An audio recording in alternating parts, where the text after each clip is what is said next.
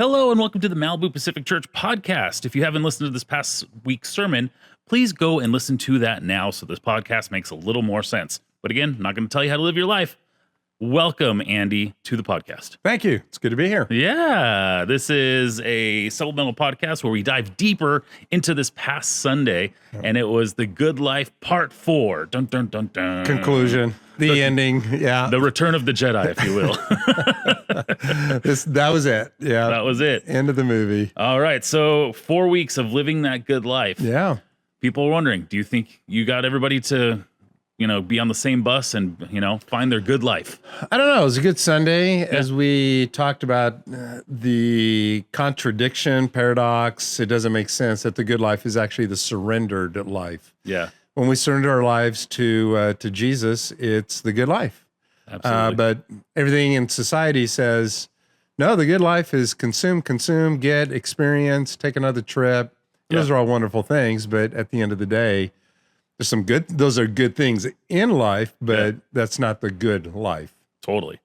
You've acquired that something. But now you're like, what am I searching for? Yeah. There has to be something else, right? It's gotta be more. It's gotta be more. Yeah.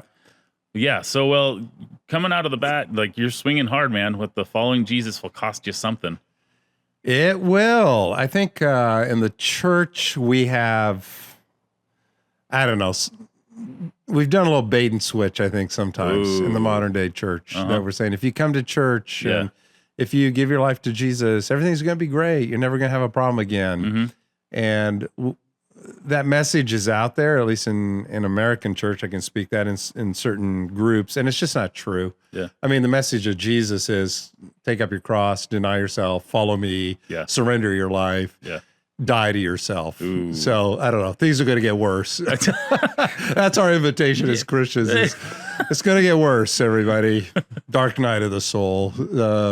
All right. Follow Jesus. Yeah. There we go. Yeah. Oh my gosh. That's so funny with the bait and switch too. Yeah. I think that is the mystery of life. Mm-hmm. And I mean, all of marketing in America is buy our product and your life will be better. Yeah. And that lasts for about 2 weeks. Totally. So anyway, that's really been the series. Mm-hmm. It was meant to be a what? That's not what I was expecting. Mm-hmm.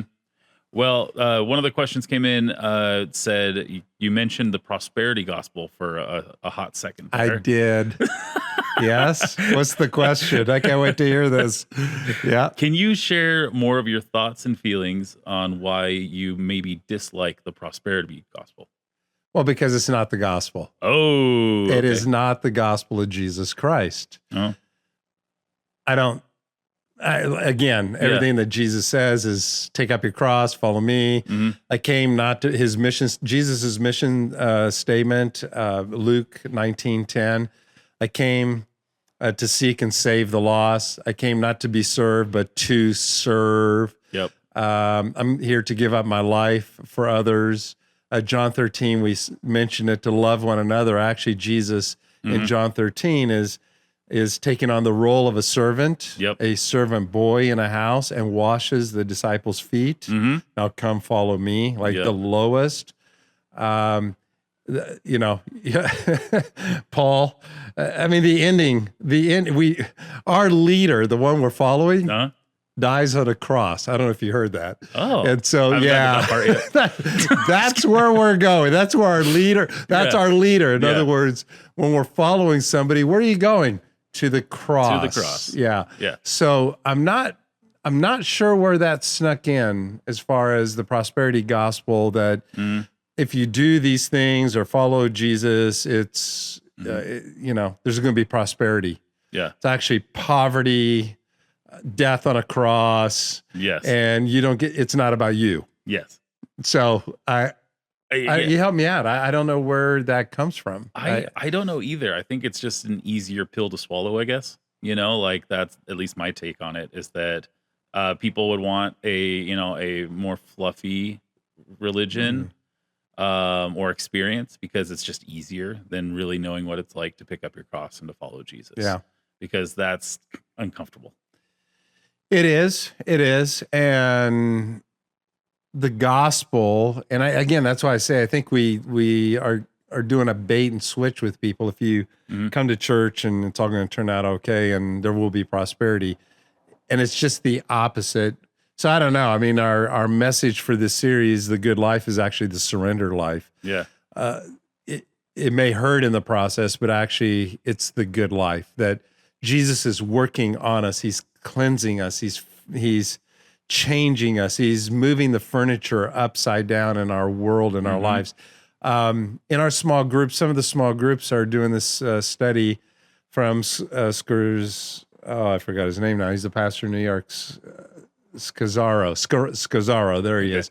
And the Emotionally Healthy Church, he wrote that book. Some of you may be familiar with it. Our small group right now is doing the Emotionally Healthy Discipleship. And a word he uses there, and I like it a lot, Jesus is reparenting us.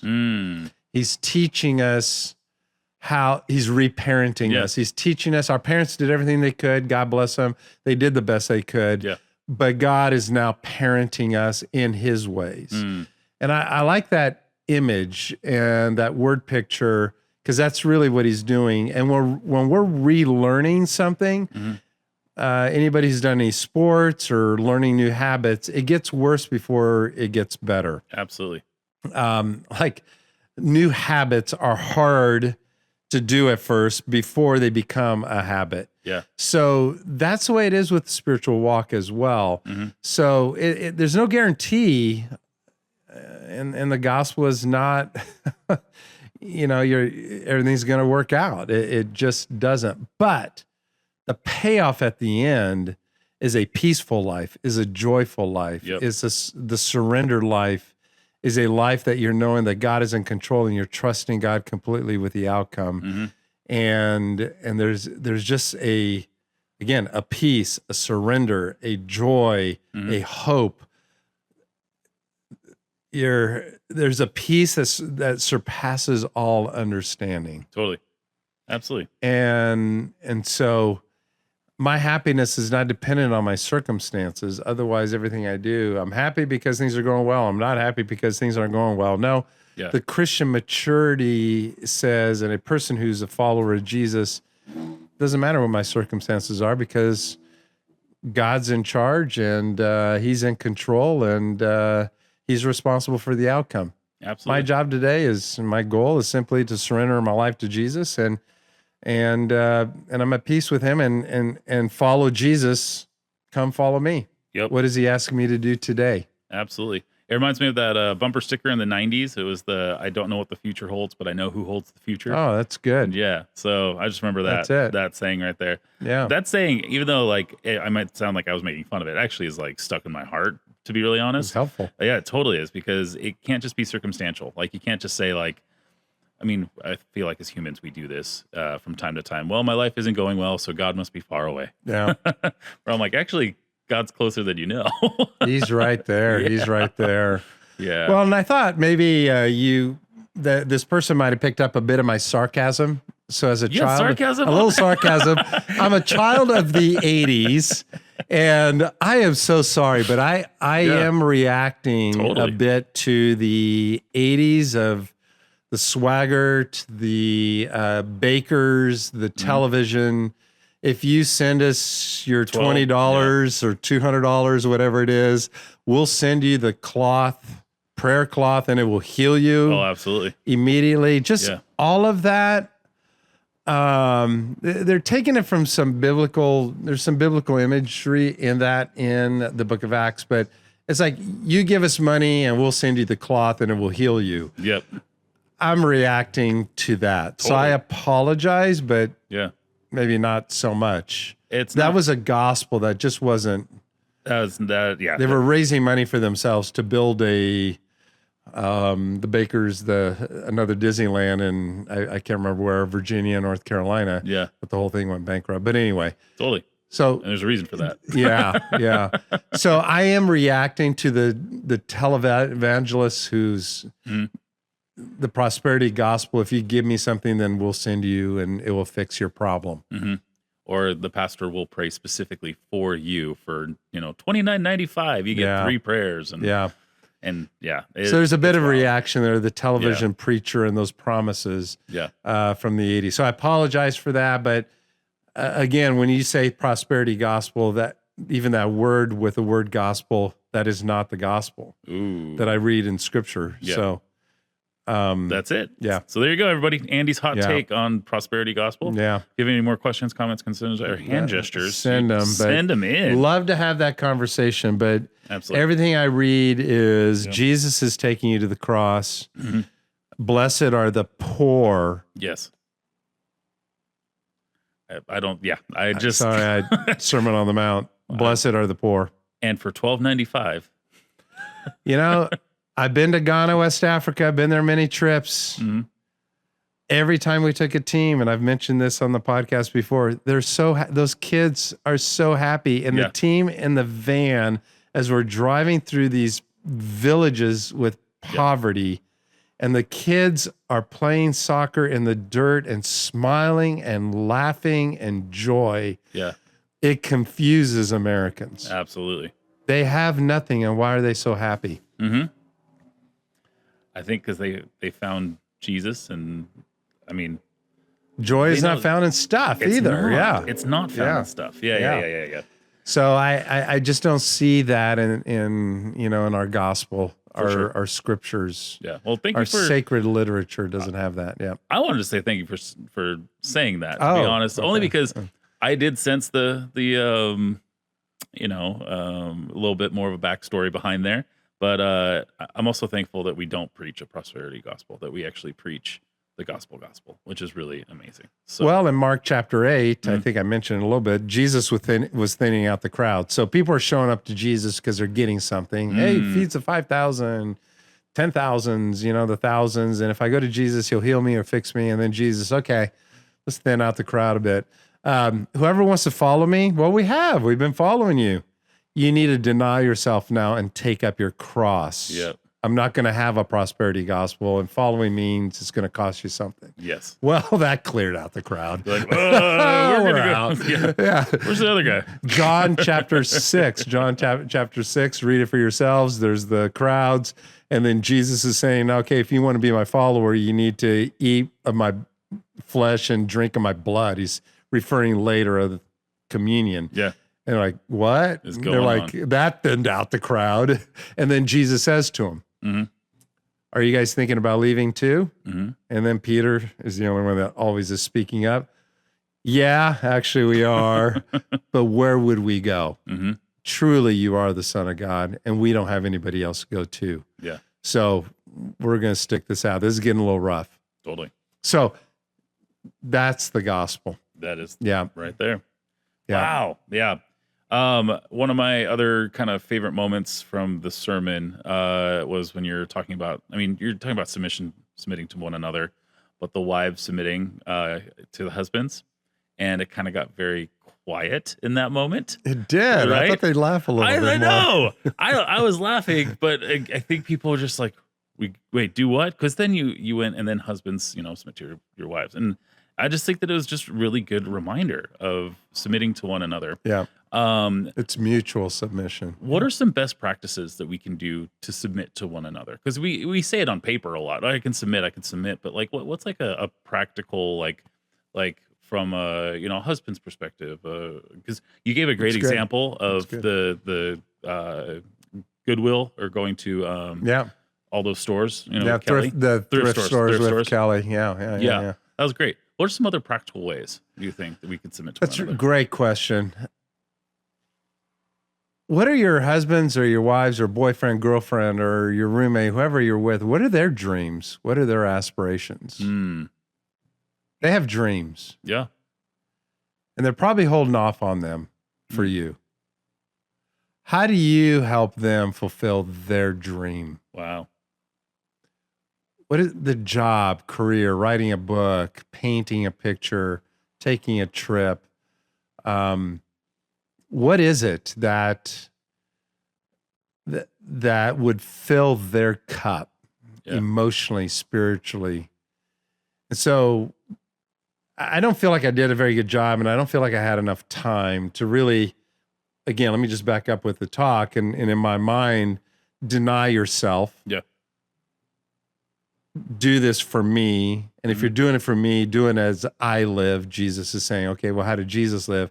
Well, love one another. Yeah. That's how he lived. For God so loved the world that he gave. And so he sent us his son. Jesus is saying, this is the greatest commandment, is to love. Okay, great. Well, how do we do that? Which is what you're asking. Paul then flushes that out. Well, love, excuse me, is submitting to one another. Yeah. So it's trying to get practical, which is the question. Yeah. So it's submitting, it's mutual submission. And so it's submitting your dreams, your will, your desires, and placing them first. And I think you need to know what are their aspirations. I think it's a great question. It's a great question. I think that is your dinner conversation when you go on a date. That is it right there. Take your Yes, it spouse is. out to a very expensive dinner date. And husbands, do this and ask your wife. Let me just speak to them for right now. Husbands, what's your dreams? Oh, I don't know. It's fine. It's okay. No. Really, what have you been wanting to do, or what fills your cup? I mean, what is your passion? Mm-hmm. Let's start doing it. And how can I help you fulfill your dream and your passion? Yeah. That's and awesome. then vice versa. So Yeah. you are letting go of where you would want to go, live, do, and doing their dream. Yeah.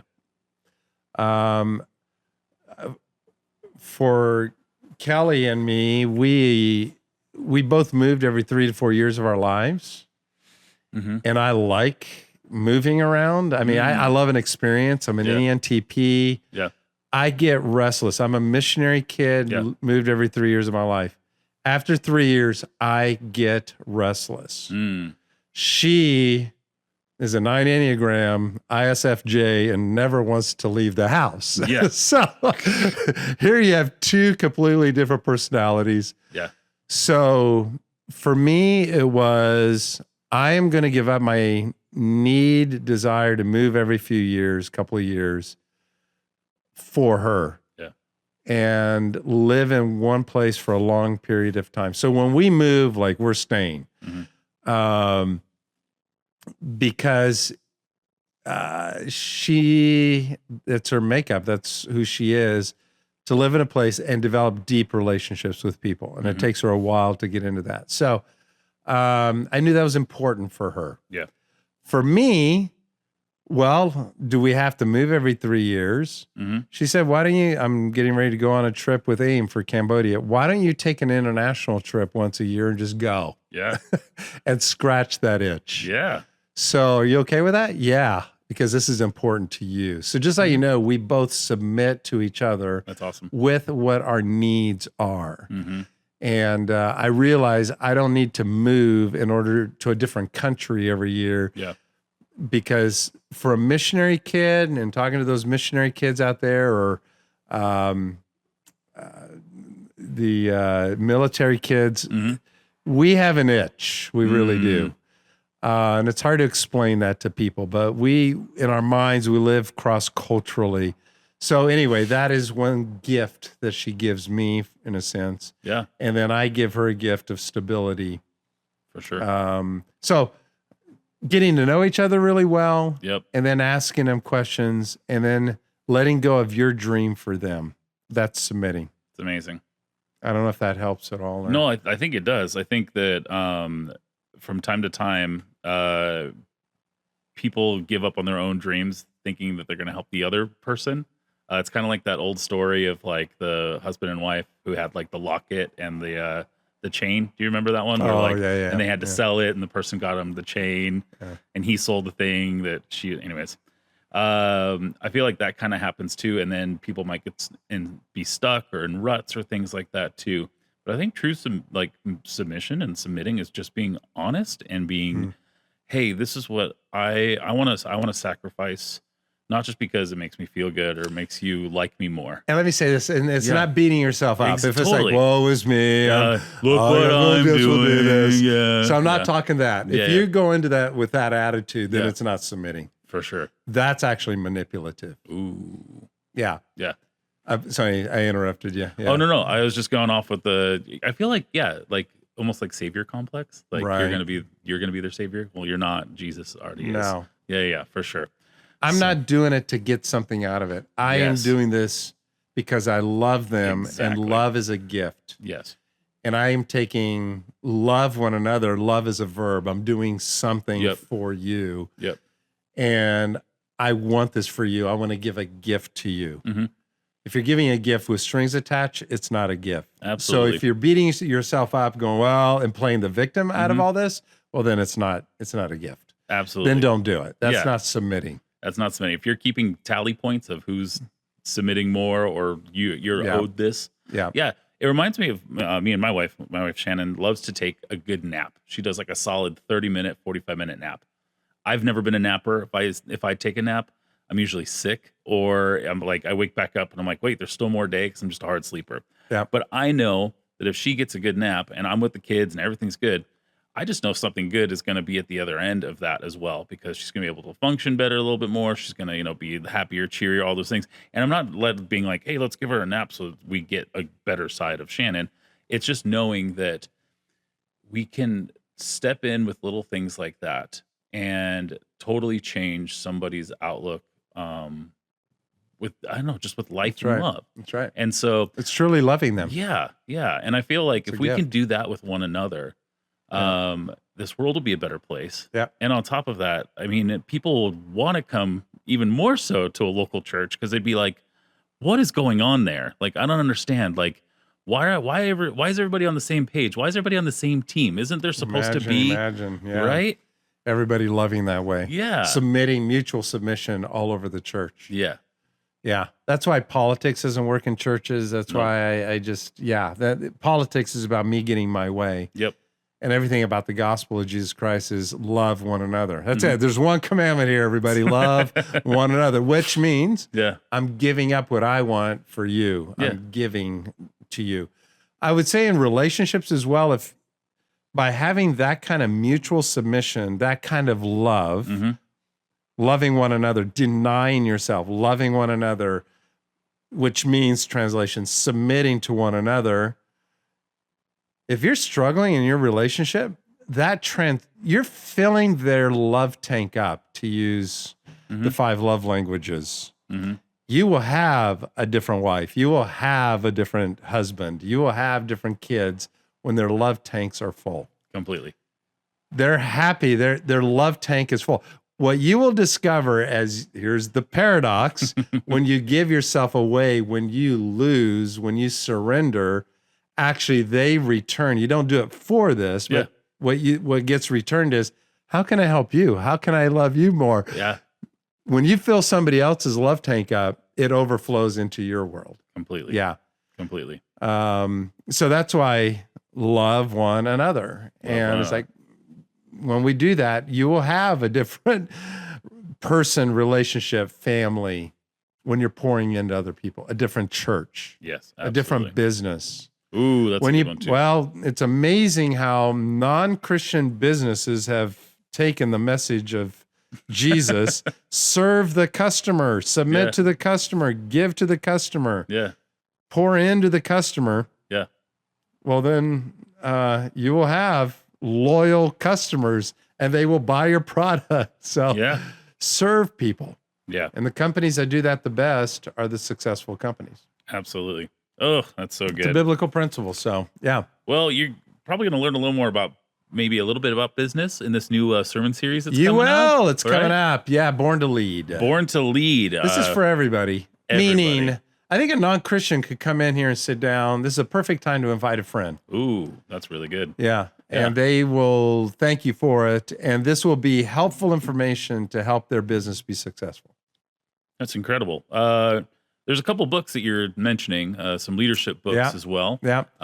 What would be one you would suggest? The big one is Jim Collins. We're going to be mentioning him quite a bit. Jim Collins, he wrote Good to Great, How the Mighty Fall. Mm-hmm. I want to encourage you to go to Carey Nieuwhof podcast. 2 podcasts ago, he interviews Jim Collins and actually has a discussion about how the mighty fall. It's one of his less known books. But there's reason why organizations and companies fail or fall after a period of time. He wrote The Good to Great, was kind of the Bible, I think about 15 years ago that everybody read it. But the hedgehog principle, there's the 5 levels of leadership and so forth. So we're going to be talking about it and using some of his principles in the book. Absolutely. And if you're listening to this podcast right now and email me, joel@malibupacific.church, I want a free book, we will send you a copy of Good to Great. All right. So you have to be the first 3 people who do that. Okay. And we'll give you a copy of Good to Great as we go into this new sermon series, Born to Lead. There you go. All right. All month of October 2024. It's going to be an awesome, awesome time.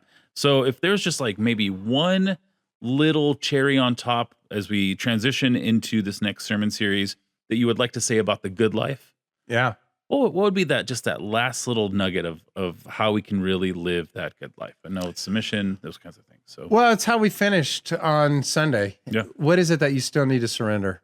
Start there and take that step. That's awesome. I go back to, I think I need to also redo it at some point, but that message of Peter, Jesus going into Peter's boat and say, just push out a little bit. Yeah. And Peter's like, this is uncomfortable. I've already been fishing all night. It won't work, Lord. Yeah. What is that one thing that Jesus is saying to you, asking you to do that won't cost you anything, but it's a little out of your comfort zone. It's a little bit, you've already tried this, so you don't think it's going to work. And Peter looks at Jesus, says, it's not going to work. And Jesus, I think it's not in the scriptures, but just gives him that look. Like are you going to do it or not? You know, I've laid it all out there for you. Are we going to push out and go fishing again? I know it's in the middle of the day. I know it's not how you do it. I know, but are you just going to do it? It's not going to cost you anything, Peter. Yeah. What is that one thing that Jesus is asking you to surrender? And you know what? What do you got to lose? Because you've been fighting it. You've been struggling with it, and you're not winning. I don't know what it is. Yeah. Will you just let it go and trust God a little bit? And so what is that one thing that you need to surrender to Jesus? Love it. And when you do that, I believe God's going to give you the good life. That's good. That's good stuff right there. All right. Well, if you haven't listened to all of the Good Life series, it is on our YouTube page and it's on our church website as well. You can go back to any one of those sermons from the entire series. And on top of that, join us this Sunday, every Sunday, 9:30, 11, and online. One service, 3 different times, 3 different experience times. So 9:30, 11, and online for Born to Lead. You do not want to miss out on session 1. No. And if you're going to be watching online, hop in that chat room. Let us know where you're at. And if you're going to be on site, we're going to have some special treats. All right. We're kind of excited about this. Yeah. And do we tell them or just, you got to show up? I mean, you just got to show up. I'm just going to say maybe a conveyor belt is with it. What could go with a conveyor belt? I have no idea, but I'll tell you what. It's going to be good. It's going to be good. All right. Conveyor belt at Malibu Pacific Church. Yeah, man. I love it. It's going to be great. All right. With that said, if you haven't hit that subscribe button, please hit that subscribe button and share this podcast with somebody who needs to hear it, and share that sermon with somebody too. One text can really transform a life. So thank you for sharing these out there into this world. All right. With that said, thank you for listening to the Malibu Pacific Church podcast. And if you have any questions, comments, concerns, or hand gestures, please send them to me, Joel@malibupacific.church, and we will answer them right here on this podcast. Again, thank you for tuning in, and we'll see you next time.